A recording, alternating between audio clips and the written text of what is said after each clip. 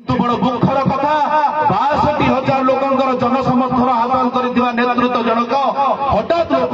सहित छलना प्रतारणा करी केउ आड़े उफान हो गले एवं आज पुनर्बार 2024 मसीह भंडारी पोखरी विधायक होगापी जो पगिड़ी भिड़ी 2024 भंडारी पोखरी जनसाधारण मानू अर्थ बल कि जो प्रस्तुति चलाई आपण मानक मु अनुरोध करी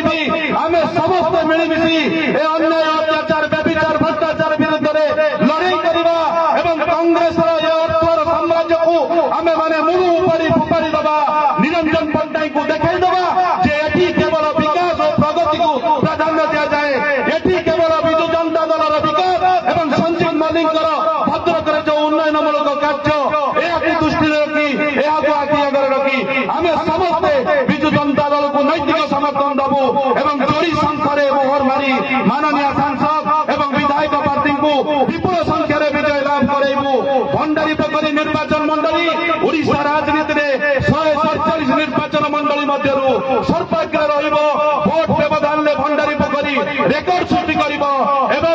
जून 1 तारिख सरकार सूर्य किरण में सरकार उदय सुरक्षा